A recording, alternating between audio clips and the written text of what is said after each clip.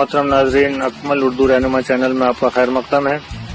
मैं अकमल नईम सिद्दीकी एक नए वीडियो के साथ फिर आपकी खिदमत में हाजिर हूँ। मोहतरम नाजरीन, आपसे मुअद्दबाना गुजारिश है कि इस चैनल को सब्सक्राइब का बटन दबाकर सब्सक्राइब जरूर कीजिए। इसके बाद बेल आइकॉन को दबाइए ताकि नया वीडियो अपलोड होते ही आपको नोटिफिकेशन के जरिए इसकी इत्तला मौसूल हो जाए। और वीडियो को मजीद लोगों तक पहुंचाने के लिए इसे लाइक और शेयर जरूर कीजिए।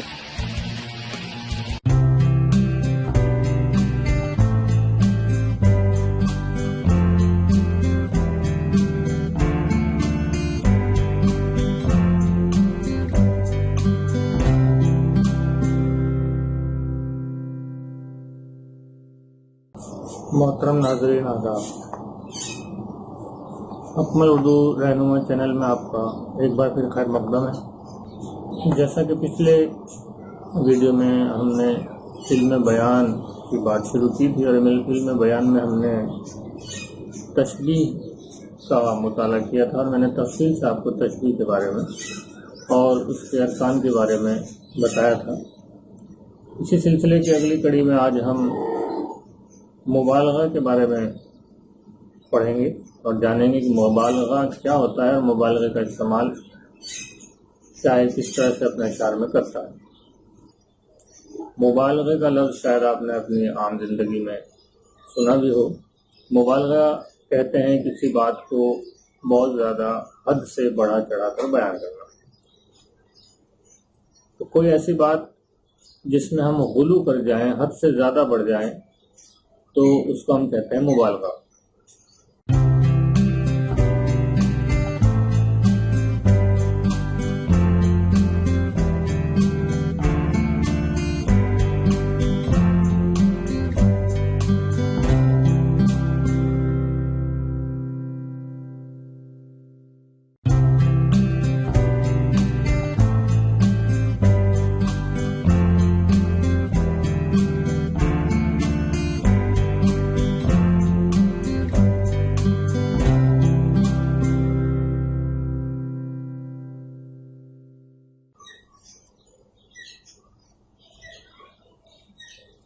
शायरी में भी मुबालगे का इस्तेमाल किया जाता है और शेर के हुस्न को निखारने के लिए, शेर को खूबसूरत बनाने के लिए अमूमन शायर जो है वो मुबालगे का इस्तेमाल करता है। सनत मुबालगे का इस्तेमाल किया जाता है। सीधे सीधे तौर पर आइए हम मिसाल के जरिए मुबालगे को समझने की कोशिश करते हैं। मैं एक शेर आपके सामने पढ़ता हूँ। एक दिन शबे फिराक में रोया मैं इस कदर, एक दिन शबे फिराक में रोया मैं इस कदर, चौथे फलक पे पहुंचा था पानी कमर कमर। एक दिन शबे फिराक में, फिराक यानी जुदाई, शब का मतलब रात। तो एक वक्त की बात है कि जुदाई की रात की बात है। एक जुदाई की रात ऐसी थी कि मैं जुदाई के गम में इतना रोया कि मेरे रोने से जो आंसू निकले, मेरी आंखों से जो आंसू निकले, उससे पूरी दुनिया डूब गई। और दुनिया ही नहीं डूबी, चौथे आसमान तक, चौथे फलक तक, चौथे आसमान तक पानी पहुंच गया और चार आसमान भी मेरे उन आंसुओं में डूब गए। एक दिन शबे फिराक में रोया मैं इस कदर, चौथे फलक पे पहुंचा था पानी कमर कमर। चौथे फलक पे भी, चौथे आसमान पे भी पानी, यानी मेरे आंसू पहुंच गए थे, इतने पहुंच गए थे कि वहां भी कमर कमर तक पानी पहुंच गया था। तो ये जो शेर आप देख रहे हैं, इसमें शायर ने अपने जुदाई की रात के दर्द का, गम का बयान किया है, लेकिन इस अंदाज में किया है कि आपके लिए इसको यकीन करना मुश्किल होता है कि किसी के रोने से इतने आंसू बह निकले कि दुनिया भी डूब जाए और चौथे आसमान तक पानी आंसू से पहुंच जाए। तो इस तरह की बात जिस पर यकीन करना मुश्किल हो, या हम यूँ कहें कि किसी बात को इतना ज्यादा बढ़ा चढ़ा के बयान कर दिया जाए कि उसमें यकीन करना मुश्किल हो, तो उसका मुबालगा कहते हैं। तो ये जो शेर है, इसमें मुबालगा है, बात को बहुत ज्यादा हद से बढ़ा चढ़ा कर पेश किया गया।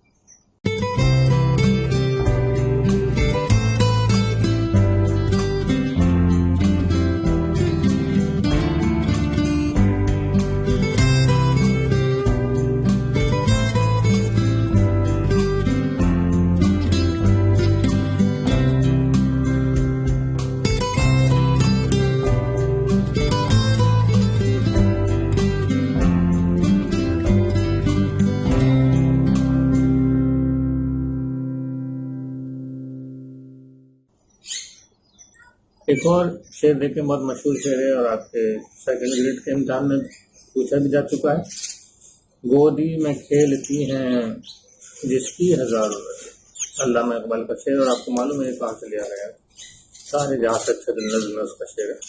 گودی میں کھیلتی ہیں جس کی ہزاروں ندیاں، گلشن ہے جس کے دم سے رش کے جینا ہمارا۔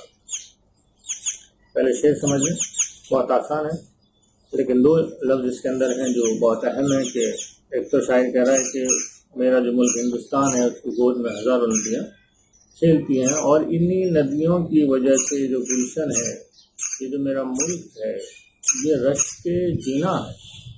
رشک کے جینا کیا ہوتا ہے؟ رشک کا مطلب رشک کرنا، ناز کرنا، اور جینا کا مطلب ہوتا ہے، جینا جو ہے وہ جنت کی جگہ، جنت یعنی ایک جنت، جینا جنتیں۔ شاعر کہہ رہا ہے کہ میرے ملک ہندوستان کی گود میں اتنی ندیاں اس کی گود میں کھیلتی ہیں کہ ایسا محسوس ہوتا ہے کہ جو جنتیں ہیں، جنتیں، ایک جنت نہیں، جنتیں بھی اس ہندوستان پر رشک کرتے ہیں، جنتیں بھی اس سرزمین ہند پر ناز کرتے ہیں۔ اس میں مبالغہ کیا ہے؟ مبالغہ یہ ہے کہ جنت ایک ایسی جگہ ہے جس سے بہتر کوئی جگہ نہیں ہے، جنت کی کوئی مثال نہیں، جنت کی کوئی نظیر نہیں۔ تو جنت ایک ایسی جگہ ہے جس کی کوئی مثال نہیں، نظیر نہیں، اتنی بہترین جگہ کہ جس کی کوئی مثال نہ ہو، جس کی کوئی نظیر نہ ہو، وہ جگہ بھی رشک کرے ہندوستان کی زمین پر، یہ ممکن ہے، یہ ممکن نہیں۔ تو اس کو ہم کہیں گے مبالغہ، یہ بہت بڑا چڑھا کر بیان کی گئی بات ہے۔ بہت شکریہ دوستو، اور مزید مطالعے کے لیے آپ ہماری یہ کتاب اکمل رہنما معلم خرید سکتے ہیں، اور مجھے امید ہے کہ آپ نے خرید بھی لی ہوگی، اور اگر نہیں خریدی ہے تو آپ اپنے نزدیکی بک سیلر سے اس کو خرید سکتے ہیں۔ اس کتاب کے اندر مکمل سلیبس ہے ریڈ کا، اور مکمل ڈیٹیل دی ہوئی ہے۔ بہت سارے اضافے اس کتاب میں ہم نے امتحانات کو دیکھتے ہوئے کیے ہیں کہ امتحانات میں جس طرح کے سوالات پوچھے جاتے رہے ہیں، اور امتحان کا جس طرح سے پیٹرن اور لیول چینج ہوتا جا رہا ہے، کیونکہ ریٹ کا ایگزام بتدریج مشکل ہوتا جا رہا ہے، اور پہلے جیسے چیزوں کو سرسری طور سے پوچھ لیا جاتا تھا ویسا اب نہیں ہے، اب گہرائی کے ساتھ چیزوں کو پوچھا جاتا ہے ایگزام کے اندر، اور یہ جاننے کی کوشش کی جاتی ہے کہ آپ کا مطالعہ کتنا عمیق ہے، کتنا گہرا ہے، کتنے سنجیدگی کے ساتھ آپ نے مطالعہ کیا ہے۔ انہی ساری چیزوں کو دیکھتے ہوئے میں نے اس کتاب کو واپس سے مرتب کیا ہے، بہت سارے اضافے اس میں کیے ہیں، اور آپ کی سہولت کے لیے، خصوصاً راجستھان کے طلباء کی سہولت کے لیے، ہم نے اس کے اندر بہت ساری چیزوں کو جہاں ہمیں لگا کہ سمجھانے کے لیے ہندی زبان کا استعمال بھی کیا جانا چاہیے، تو وہاں ہم نے اس میں ہندی زبان کا بھی استعمال کیا ہے۔ جیسے حروف تہجی کی وضاحت کے لیے ہم نے جگہ جگہ ہندی الفاظ کا استعمال کیا ہے، اس سے آپ کو سمجھنے میں، چیزوں کو سمجھنے میں آسانی ہوگی، خصوصاً ان لوگوں کے لیے جن کی اردو کمزور ہے اور ان کو جو ہندی بیلٹ کے لوگ ہیں۔ تو میں نے کوشش کی ہے کہ میں آپ کو جو ہے وہ ہندی کے ذریعے بھی چیزوں کو سمجھا سکوں، تو اس کتاب کے اندر ہم نے یہ اضافہ کیا۔ اس سے پچھلی جو ریڈ کی میری کتابیں ہیں اس میں یہ اضافہ نہیں تھا، تو آپ یہ کتاب اگر آپ نے نہیں خریدی ہے تو آپ خرید سکتے ہیں اپنے نزدیکی بک اسٹال سے، وہاں تو ابھی غالباً نہیں ملے گی، سوائی مادھوپور میں شروع میں اور غالباً اجمیر میں ہم بھیج چکے ہیں، لاک ڈاؤن سے پہلے بھیج چکے تھے، دیگر جگہ پر یہ کتابیں دستیاب نہیں ہوں گی، تو آپ کو مایوس ہونے کی ضرورت نہیں ہے۔ جیسے لاک ڈاؤن کھلے گا تو آپ امیزون سے اس کو بک کر سکتے ہیں، امیزون پر یہ اویلیبل ہے ہمارے اسٹور پر، اور آپ چاہیں تو براہ راست سیدھے آپ یہ کتاب ہم سے حاصل کر سکتے ہیں۔ اس کے لیے آپ کو کچھ نہیں کرنا ہے، ہمارے واٹس ایپ نمبر پر آپ کو اپنا ایڈریس ہمیں بھیجنا ہے، اور ہم آپ کو کوریئر کے ذریعے یہ کتاب آپ کے گھر تک پہنچا دیں گے۔ بہرحال لاک ڈاؤن کے ان اوقات کا آپ فائدہ اٹھائیں، اور کوشش کریں کہ زیادہ سے زیادہ تیاری جو ہے آپ اس سے ان پلوں میں اچھے ڈھنگ سے کر سکیں۔ ویڈیو سے متعلق کوئی مشورے ہوں، اور ویڈیو کو مزید اور کیسے بہتر بنایا جا سکتا ہے، اس کے لیے آپ مجھ سے رابطہ کر سکتے ہیں۔ آپ کمنٹ سیکشن میں اس سے متعلق کمنٹ کر سکتے ہیں. انشاءاللہ آپ کے کمنٹس کی بنیاد پر ہم کوشش کریں گے کہ ویڈیوز کو اور بہتر بنایا جا سکے.